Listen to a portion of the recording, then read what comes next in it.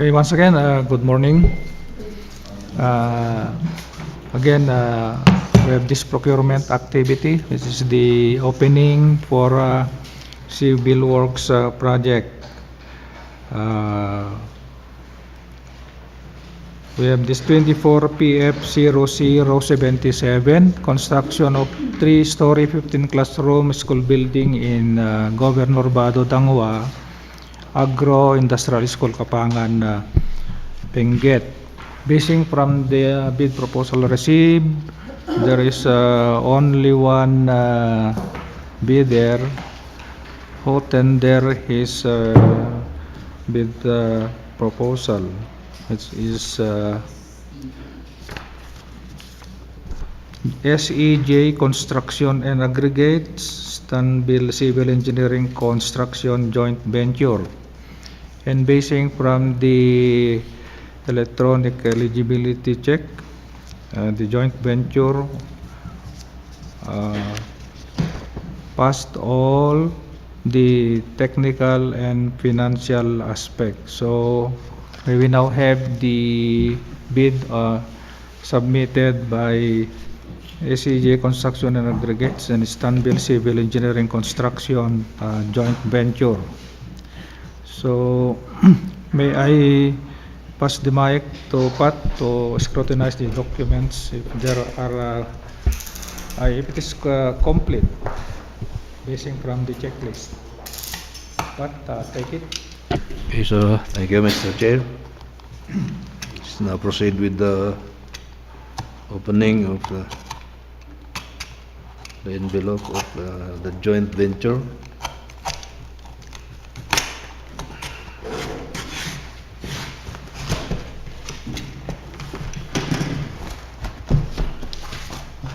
Tanungan mo kung masikip. Yeah.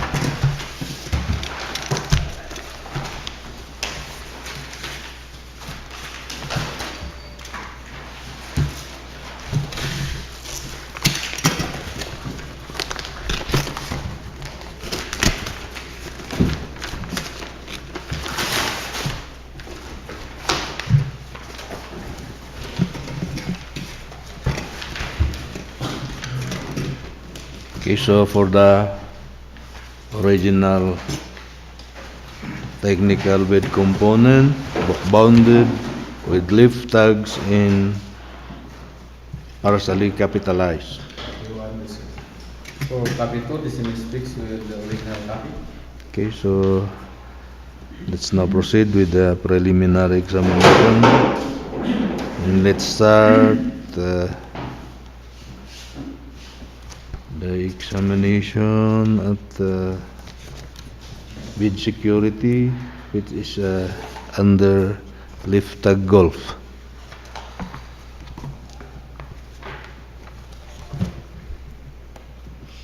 Okay, so the bid security is in the form of a bid securing declaration notarized by Attorney Calabias. Next, the contractor's organizational chart for the contract. And then the list of key personnel with their qualifications and their respective affidavit of commitment to work on the contract, duly notarized by the same lawyer.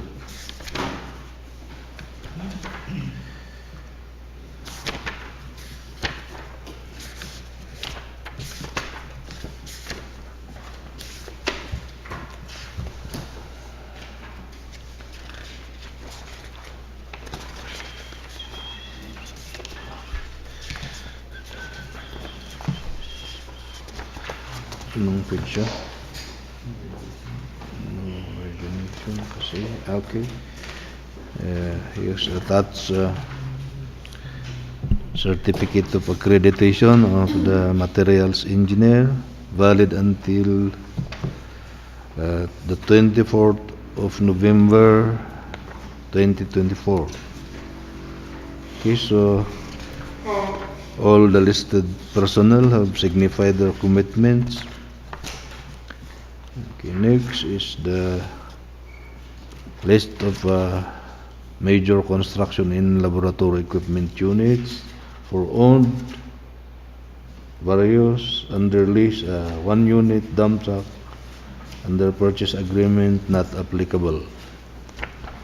With attached documents, the deed of sale of the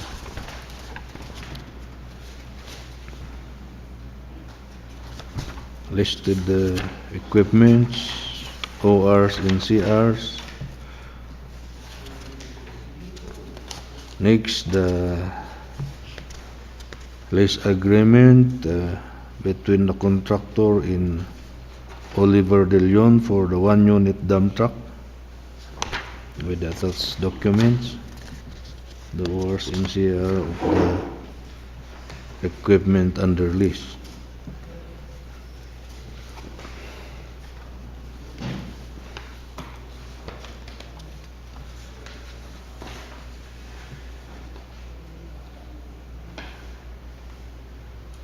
In the list of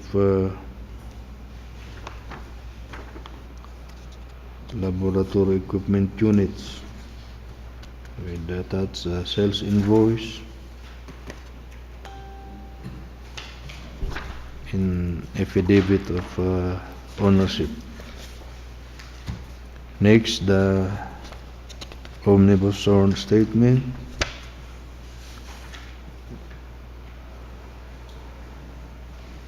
Updated, notarized, and then the attached bidding documents. Okay, so let's now proceed with the examination. Having passed the technical component of the bid, we will now open its financial component. Continue.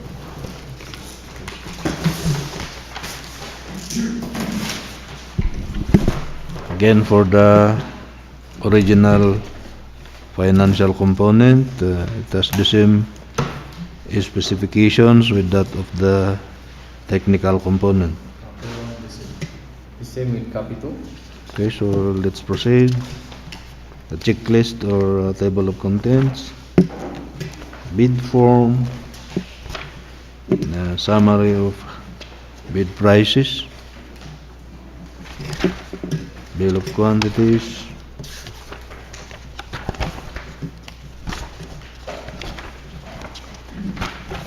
detailed cost estimates,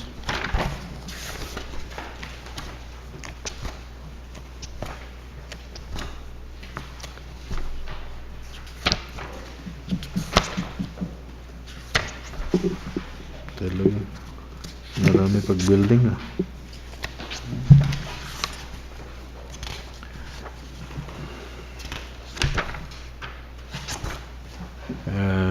the summary of the cost of materials, labor and equipment rentals,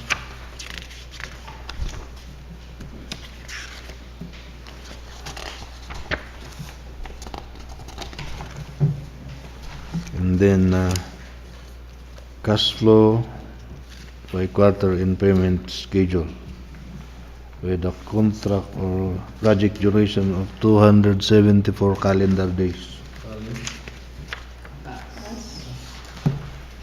Okay, let's have a look on its bid offered if it is below the ABC. Okay, so the amount of bid is 39,796,125 pesos in 67 centavos. 39,796,125.67. That's the result, Mr. Chair. Okay, thank you, Pat. That is the bid offered by SEJ Construction and Aggregates, Istanbul Civil Engineering Construction joint venture is subject to bid evaluation and post qualification. Okay, now we will go to the next project, 24 PF 0083, repair rehabilitation of Baguio-Bontoc Road, Gambang, Bakun, Benguet. Basing again from our records, there is only one bidder who submitted his bid. This is the Olsim Construction. And again, the electronic eligibility check, Olsim Construction have passed all the technical and financial aspect. So we will now proceed to, she is eligible to bid. So we will now open the bid submitted by Olsim Construction. Again, Pat, take it.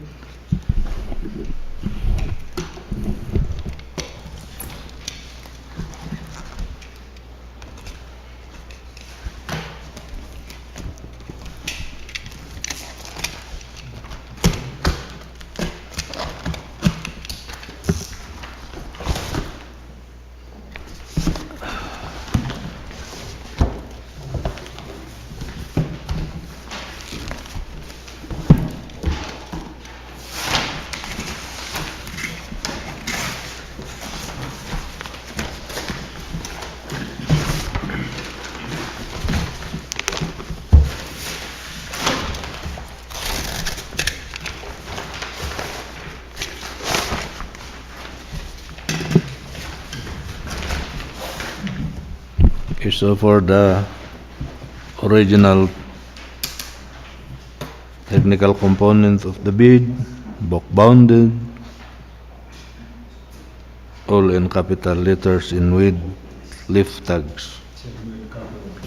Copy code is sticks with the original copy.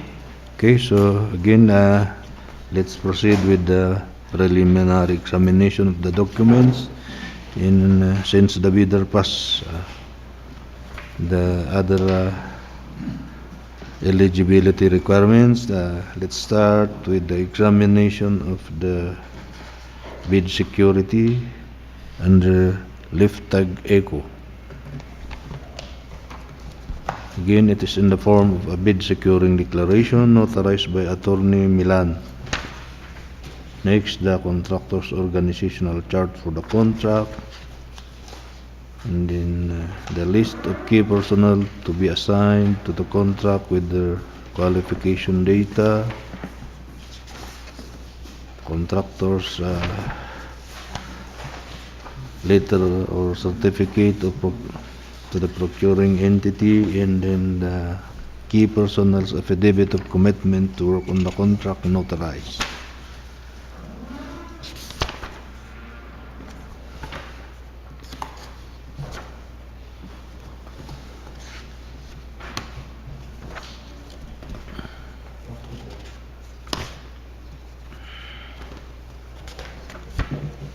And the attached certificate of accreditation of the materials engineer, valid until March 15, 2025.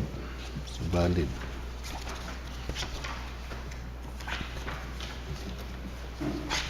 Next, the list of contractors' major construction and laboratory equipment units for owned. So all the equipments are owned. So there is no under list in under purchase agreement.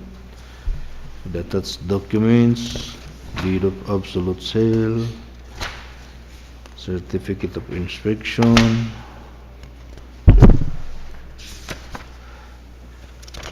official in receipts in certificate of registrations, delivery receipts,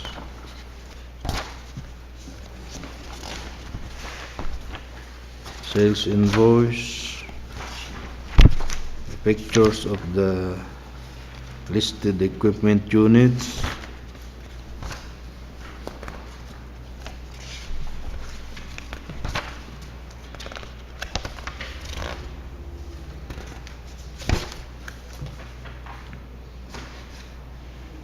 the list of laboratory equipment units. Okay.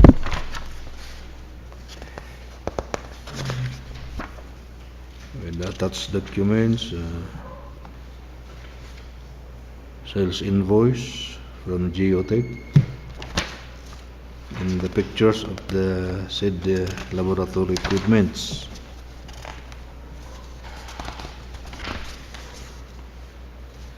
Next, the omnibus sworn statement, updated, and then copy of the bidding documents. Okay, being passed again the technical component of the bid, we will now proceed to open its financial component. Continue, pa.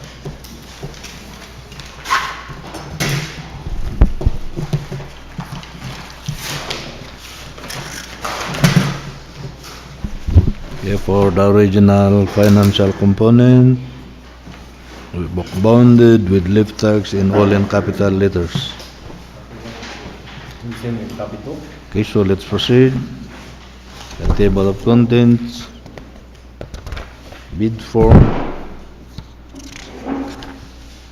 summary of bid prices, bill of quantities,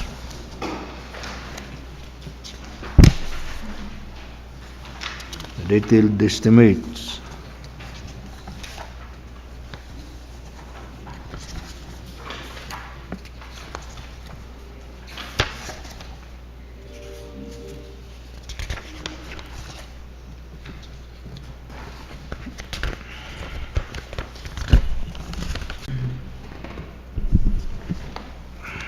wow, ang laki.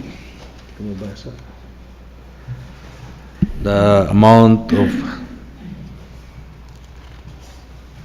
bid is 48,198,977 pesos. 48,198,977.00 with no discount offered. So that's the result, Mr. Chair. Okay, that is the bid offered by Olisim Construction, which is below the ABC. And again, it is subject for bid evaluation and post-qualification. Okay, before we adjourn, are there any comments from the committee? None, Mr. Chair. Okay, if none, we will now proceed to adjourn. Any motion to adjourn? Mr. Chair, since there are no more matters to discuss, I move that this procurement activity be adjourned. Okay, it has been moved and seconded. So the opening of this civil works project is hereby adjourned.